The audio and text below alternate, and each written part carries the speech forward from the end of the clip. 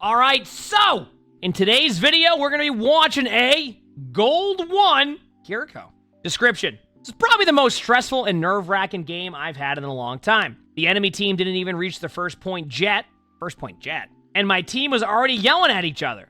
The other support on my team started flaming our DPS in chat because they couldn't kill Pharah, which resulted in both DPS and my other support basically just typing angry texts at each other. The fact the enemy team was kind of destroying us didn't help. I don't know how we did it, but you'll see what happens. It might sound weird, but this game was still a lot of fun. So this sounds like one of the classic games that you will have happen in Overwatch sometimes. And you go, what is that? What is the classic game that you happen in Overwatch sometimes? Well, I can tell you what that is. There's a Pharah, and nobody can kill the Pharah. Let's see how this one goes. Your Widow almost killed the Pharah there. So that is certainly a trade. Also, a slight recommendation I do have there on Kiriko already is Kiriko's a really strong off-angle character. You mean, what's off-angle? You know, what? How do you off-angle? Just don't be right where everybody is in your team shooting in like a straight line down the middle. Go to the right somewhere. Play an off-angle. Keep your teammates alive, right? Like, you don't have to sit there and just spam hail your Orisa when you can off-angle. So just so I understand, your teammates at this point are already mad, you said? Appreciate it. That they can't kill the Pharah. It's 10 seconds into the game. That is the most unlucky reload time I've seen in a while, by the way. Because you easily would have killed that Echo.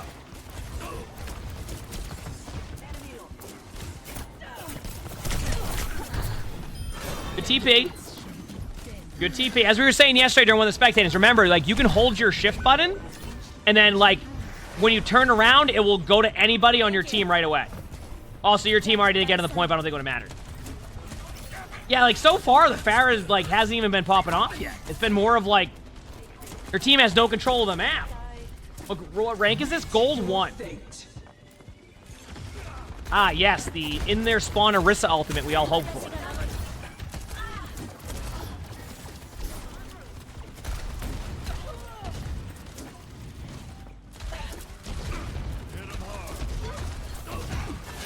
Sick. I'm okay with the cleanse. I'm okay with the cleanse. So far, this has been... You know, it's interesting because, like, you tell the story about what's happening with the game, but so far, it just seems like it's been fine. Ha! As I say that, the Pharah comes in there, ults you, and kills 3 total. I'm gonna be honest with you, I don't even know if you could react to that as quickly, though. Like, there was, like, not much reaction. Okay, yeah, no, you know what? At this point, your teammates have definitely talked about killing the Pharah because the first thing you did was immediately look at the Pharah, and everybody's now concentrated on the Pharah. That's exactly what I can already see it now. Everybody has stopped looking at everybody else. Use your Kitsune. Kitsune. Kitsune. Kitsune. Let's get a Kitsune here. Kitsune. Okay, perfect. Little bit later than I would have liked, and you're gonna notice a lot whenever we watch a Kiriko. A lot of Kirikos will hold on to their Kitsune for a long time. And one, I want you to look at how many ults you could have built in the amount of time that you sit there waiting for the perfect Kitsune. It happens so much. Yeah, I play a lot of rank, yeah. It happens so much. It's okay to, like, be aggressive with your ultimates, I'm telling you. Right, I was in Q? I am in Q, yeah. One thing I don't want to see you do there is I want you to get in the habit of when you're going across that bridge, don't, like, run in a straight line at your Orisa and not look to your left. Like, that is how you randomly get picked off. Also, next time you already use your cleanse, shoot at the Pharah during that. I'm gonna be real with you. Shoot at the Pharah during that, because if you don't shoot at the Pharah during that, that's what happens. And you have the crit damage to be able to get through some of those heals. So, if you don't have a Suzu at that point, what is gonna save your team? Killing the Pharah. So at that point, I would definitely go for the Pharah. Classic, use Bastion ult randomly. Now, I can see what's going to happen here. Your team's going to hold on third, aren't you? Maybe not. I feel like your team will hold on third because Pharah loses a lot of value here. But, like, this is a problem in a lot of ranks. Oh, that's a good ult. This is a problem in a lot of ranks, though. And chat, you can let me know. In, like, bronze, silver, gold, etc., like, do you find that Pharah is really hard to kill? Like, if there's a good Pharah who is not playing the ground Pharah, that your team will struggle, and, like, you'll try everything to kill that Pharah, but no matter what you do, you just cannot get that last shot, and they get pocketed, then impossible. Yeah, like, I feel like that is... I feel like that is something that I've noticed with a lot of spectating, is that a lot of... It's just, like, because it's so hard to hit the Pharah in the air, right? And don't get me wrong, like, you can go Soldier 76 or something, but, like, it feels like there's just not enough damage that if anybody on the other team is paying attention to the Pharah and heals them even the slightest, it is so hard to make a play at that point, right? And I feel like that's been an issue since Overwatch 1, and it's because, like, and obviously right there, like, that's your team just getting rolled. For a long time, in top 500, like, Pharah wouldn't do as well. Obviously right now in Overwatch 2, Pharah plays well, but, like, in Overwatch 1, they would constantly nerf Pharah and Reaper, and we'd be like, wait a second. Like, in my games, Pharah and Reaper are, like, not getting any value, but then I realized that in a lot of ranks, Pharah and Reaper dominate. Absolutely dominate games. Now, I'm not so much sure if that happens with Reaper now with one less tank, and I say that in the sense that, like, there's just a lot less distraction, so that Reaper doesn't get as much value. But that was it, always.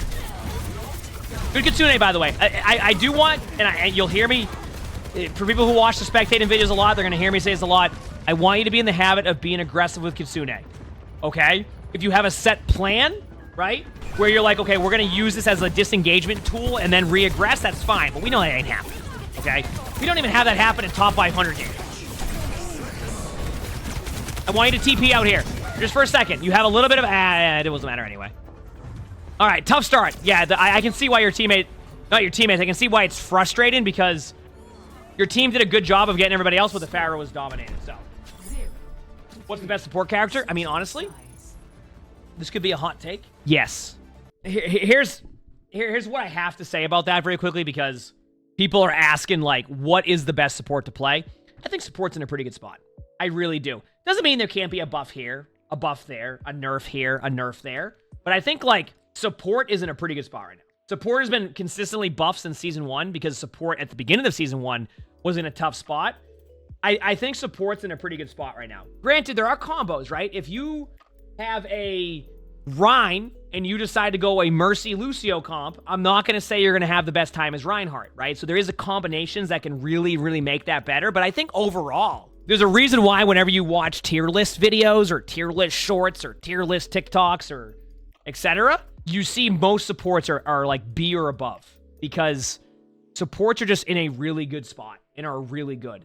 Now, if you're asking, hey, I want a min-max, you know, we're doing a 5-stack, I want a min-max. You want a min-max? Go play some Bappa Yari and then all of you DPS, and you'll have a good time. Granted that you're actually playing it correctly, but you can play pretty much whatever you want right now as a support, I feel like. Did Baps, but yeah, Baps really good. Baps, one of the Baps really, really good. But, like, overall, though, you can play pretty much whatever you want. Anyway, back to this. All right, here we go. That's tough. Okay, I saw somebody in the chat say this. I'm going to pause again. We're going to go on a little bit of a discussion again. So basically, you said that it's funny to you that Overwatch started with everyone just hard targeting supports, and now that has become harder, supports are broken. That's not even really the case as to what fully happened. So at the beginning of Overwatch 2, there was no real way to prevent people from diving you, and supports didn't really have many additions added onto them, right? One of the biggest complaints a lot of support players had was that support wasn't as fun to play anymore because you were constantly being dove. Like you said, but there was no way to really prevent any CC, right? And or prevent them with CC because that used to be a big thing in Overwatch 1. Supports are basically able to CC. So what they've done over time is they've not only buffed supports, they've also given a little bit of soft CC back into the game. So, right? So, you know, they've switched passives around, they've done a bunch of changes, but now supports have gotten constant buffs since Season 1. There's been nerfs, don't get me wrong. There has been nerfs, but that is why supports have gotten better over the past 6 seasons, and at the same time, other heroes have been toned down a little bit, right? So it took a little bit for them to get to that balance, which is fine because, you know, obviously supports were in a spot where at the beginning of Overwatch 2, they just weren't fun to play for a lot of people, and that's why the queue times are so long because people were not playing support. Now that's kind of shifted a little bit and changed. Supports become a lot more fun to play, a lot more viability for supports. And as I say that, yes, there can be buffs, there can be nerfs. I'm not saying that they're, you know, they should go and buff BAP, right? BAP could probably, you know, maybe a damage nerf or something, but supports are a lot better. So a lot of it is they have shifted the power of a lot of other roles with a little bit of nerfs here and there. And the support has been buffed, which has made support a fun hero to play and viable on most roles. Obviously, you see that on different roles right now. For example, tank, you can play Orisa, play anything, but like you get rolled a lot because Bastion's good, right? So, you know, each role, I think in Overwatch will constantly kind of have that moment of they'll be very strong. And I think because of that, you'll see constant changes to how roles play. Like, for example, if people stop playing tank a ton because Orisa and Bastion are being played a lot, then you're going to see adjustments to the game in general because people aren't queuing tank at that point, right? So there's a lot of variations to why that stuff happens. Going bowling with friends later. Good start here. Glad to be here for now. This is what I mean by off angles, by the way. Even though like you're not really on like the biggest off angle, I really like that play. Anchor, thanks for the 2 months of tier 1. Thank you. Have an awesome time bowling. I hope you have an amazing birthday. Happy birthday. That's what I mean, though. You're taking like a little bit of an off angle. They have to worry about different ways to look. This is what I'm referencing to that. So be more willing to play like this, and like, listen, I don't even care that you're missing the shots on the Mercy there. I'm just happy that you're doing that, right? I am happy that I am happy, even if you missed 8 shots on Mercy, I'm just happy that you did that.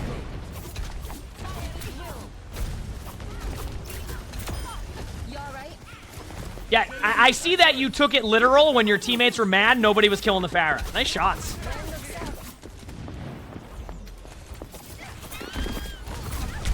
Okay, you took this literal. You were like, you know what? But by the way, though, chat, you may see this and go, what is this Kiriko doing? Honestly, this is kind of the way you play Kiriko. A little bit more like checking on your teammates heal-wise. But that is like, you can play Kiriko like that as long as you're willing to TP out to the point. The major issue the Kiriko made there was it didn't TP out. But like, Kiriko is a hero that can go on the flank and do that. So thank you, appreciate it. Chat, yes, we are in, Here we go, you ready? All right, I'm gonna save you. I got you. Oh, no. Listen, we all do that, right?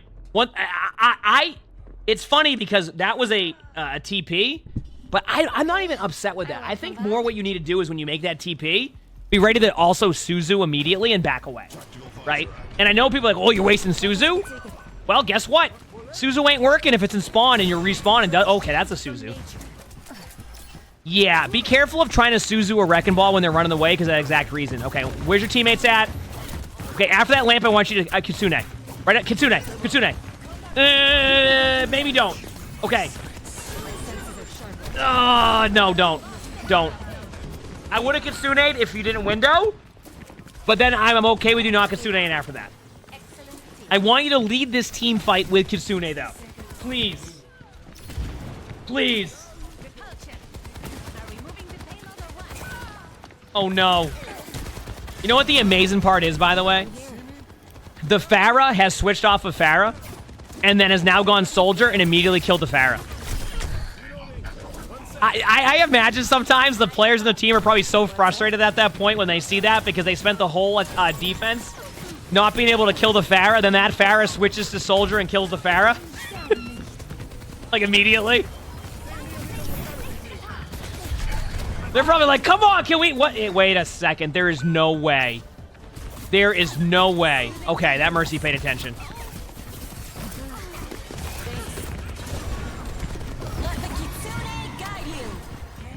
Chat, I am okay with this Kitsune because you can't save your Kitsune for next game. I am okay with this. That was a good Kitsune.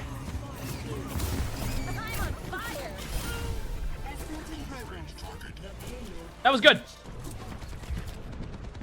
Okay, yeah, it does look like you repaired the wall there. Good job. I was wondering if there was a little bit of wall damage there. So I was really happy to see you repairing the wall there. That was wonderful. It looks good now. That's perfect. Nice job. All right, what are we doing here? What's going on? What's the play? What's your play here? Okay, you just invested Suzu and Lamp into saving your Wrecking Ball when there wasn't even an issue, and guess what? Listen, I'm gonna... Unless your Wrecking Ball is at like 10% HP, your Wrecking Ball will be fine. So, try not to overinvest both Lamp and Suzu on a Wrecking Ball with like 40% HP. I'm telling you, they'll be fine. If that Wrecking Ball can get to a health pack, that is Wrecking Ball's gameplay. All right? So be a little bit smarter with that, because if you overuse your Suzu, that's what's going to happen. What's your play here? I know you're pushing the cart, but I want you to think about what you're doing next. Now you can throw your Suzu at the wall. And even then, that didn't.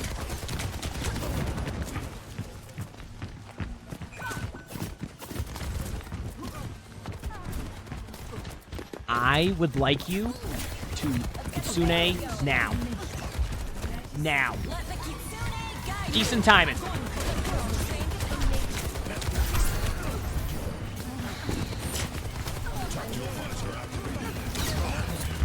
You survived it. I would have waited a little bit longer on the Suzu on the grab, just because you or like using Suzu because you knew they had grab coming. You says the wrecking balls you get spam I need healing and then throw if they don't get heals.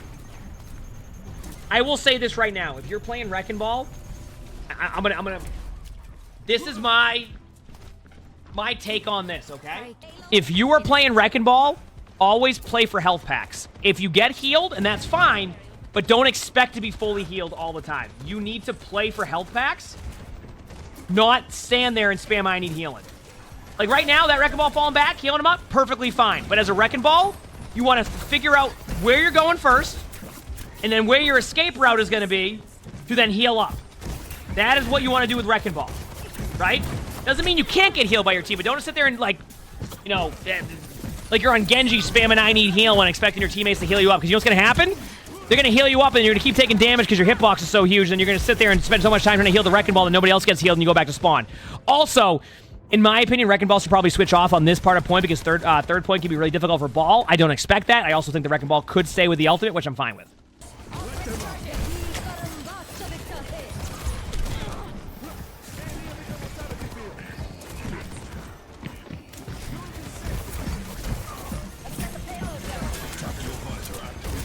Here we go.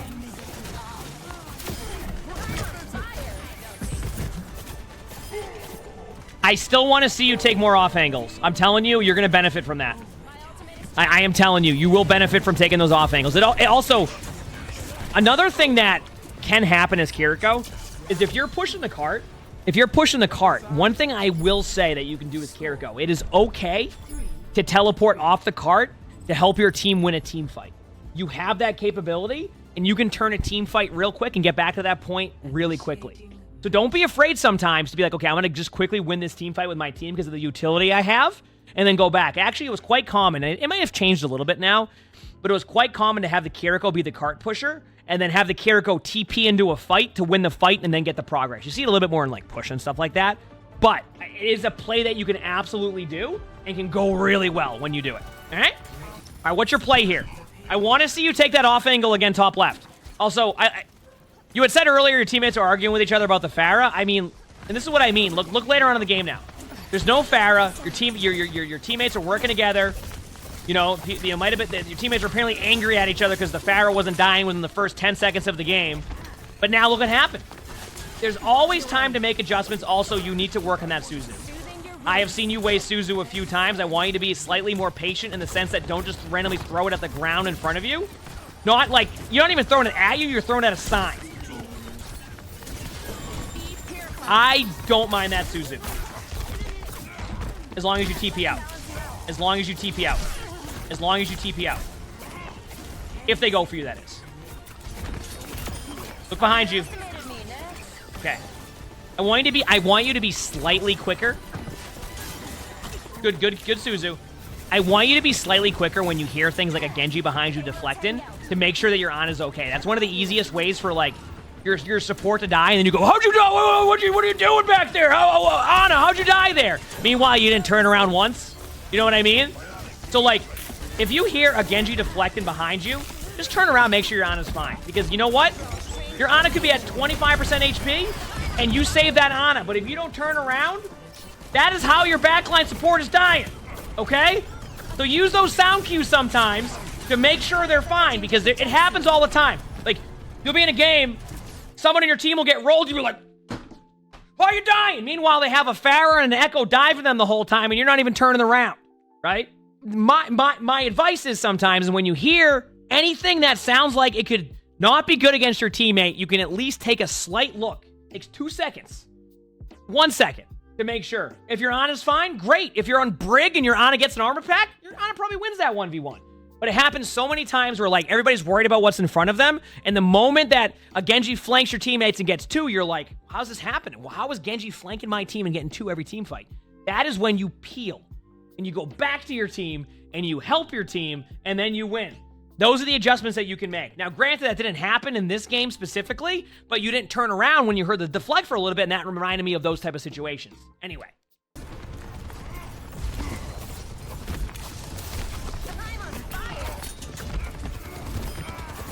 Don't be afraid to use... I'll tell you in a second here. I'll be able to tell. No Kitsune, no Kitsune, no Kitsune, no Kitsune, no Kitsune. Not yet. Kitsune, Kitsune, Kitsune, Kitsune, Kitsune, Kitsune. Please, please, please. Please, please. It is okay to overuse your ultimates in those type of situations. It is okay to use your ultimate in overtime, even if you over-ult, because there's less team fights to happen, and one of the benefits you have is they're going to be in overtime spawns. I keep talking about this, and we'll talk about this in all the spectatings we do, etc. Please be aggressive with your Kitsune. I promise you, you will... Well, I can't promise you this, but you will get more Kitsunes a game if you're using your Kitsune. It is okay to use that ultimate aggressively, because here is the one thing that I want to point out about Kitsune, and this goes for like BAP window. This can even go for Valk. Not only does Kitsune benefit you, it benefits your whole team. Which your Kitsune alone could build up an ult advantage for your team, even more than you'll know. Like, you could build up an ult advantage for your team by just hitting that button, because everybody else in your team goes, Kitsune, let's go! And then they go in, they get aggressive, they do a bunch of damage, etc., right? Kitsune is good. Don't be afraid to use your Kitsune. Now, when I was telling you not to use your Kitsune, the reason why I was saying that was because it was a 4v3 at that point. I was like, okay, this is fine. Moment it was... Oh, we got a game. So, after, you know, not using Kitsune, will your team be able to hold it now? Will it happen? Let's find out. Sticking with the Wrecking Ball. But I think now the Wrecking Ball is going to get more value against the team that they're running. I feel like now the ball will do really well, because there isn't that Orisa that can really, like, heck with the ball. So ball should, in theory, get more value. What rank is this? This is gold. This is gold. Under my protection.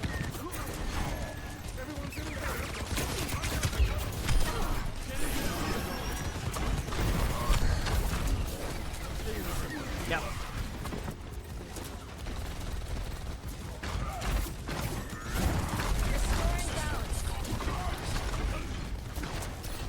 So far, so good.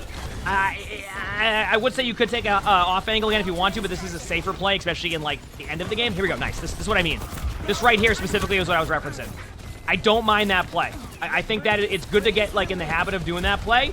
You know, obviously, that's a good cleanse on ball, by the way. We talked about that earlier. When it would be a good cleanse, that was a good one. I feel like understanding when you can back out of those team fights early and not get rolled is a huge part of that. Also, I love that Ana just hiding right there. Do you think anybody will see him? No! The Ana was fine! They weren't going to see the Ana. I respect it, though. A little bit of an over-ult here. Okay. We are back to the beginning of this. There is 20 seconds remaining. In 5 seconds... No. At 7 seconds, I want you to use Kitsune. Now. Okay, use it now. Now.